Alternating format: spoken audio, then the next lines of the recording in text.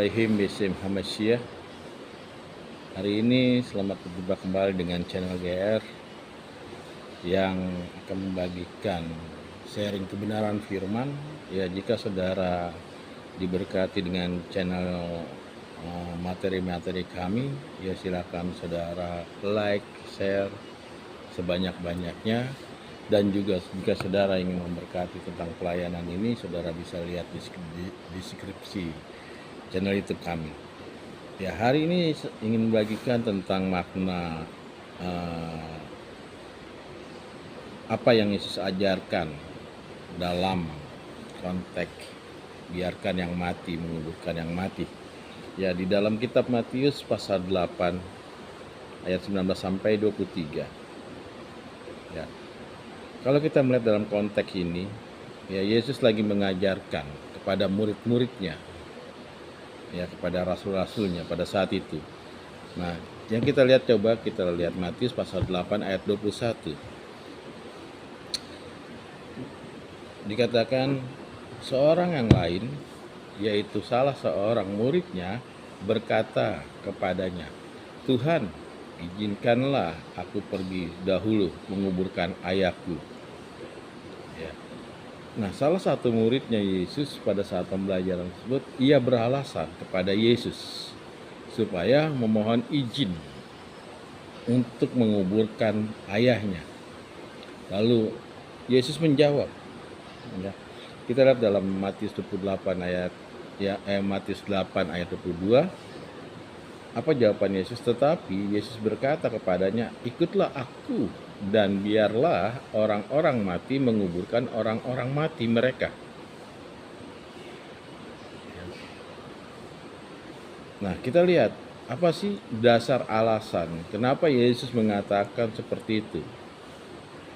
Orang yang akan mati bagi orang Yahudi adalah orang yang sudah mati. Ya. Itu tradisi Yahudi. Ya, jadi dalam tradisi Yahudi, orang yang sekarat itu orang yang sudah mati bagi orang Yahudi adalah orang mati.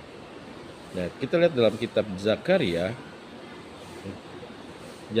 pasal 11 ayat yang ke-9. Lalu aku berkata, aku tidak mau lagi mengembalakan kamu yang hendak mati. Perhatikan, yang hendak mati, biarlah mati yang hendak lenyap.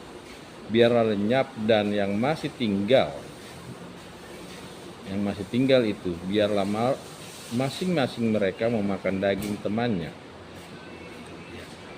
Dikatakan di sini, ya, dalam kitab Zakaria, ya, kitab Zakaria ini ditulis dalam kitab Majas, ya, Majas Tautologia atau dari sastra Ibrani.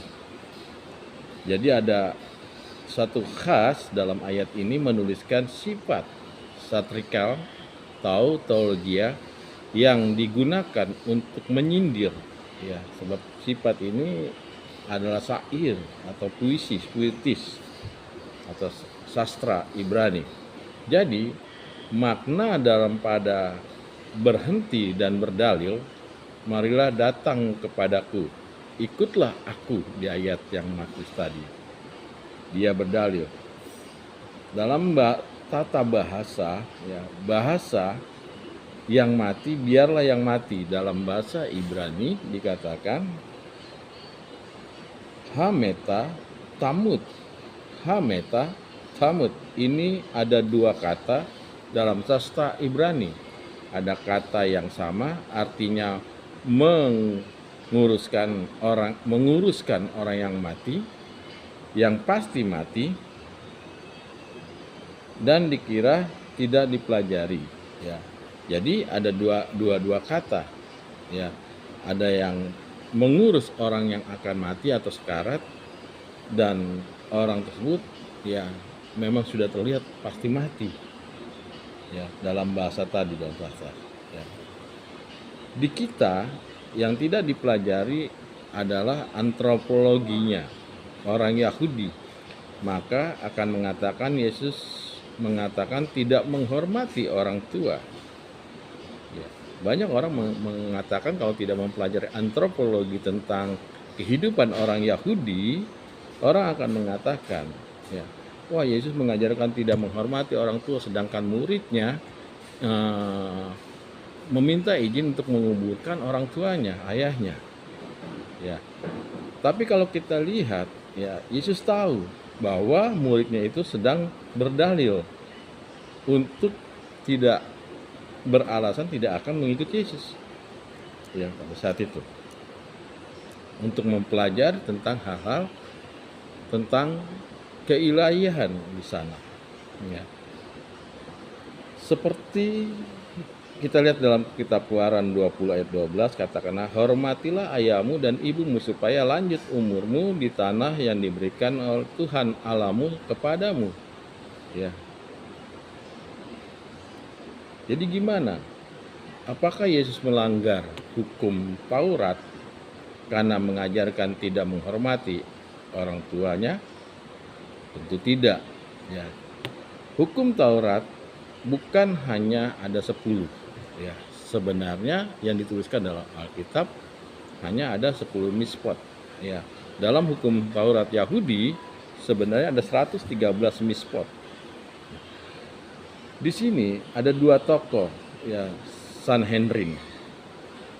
Yang pertama adalah Nikodemus dan Yusuf Arimatea yang merempai dan mengafani Yesus Kristus sesuai dengan adat budaya Yahudi. Ya.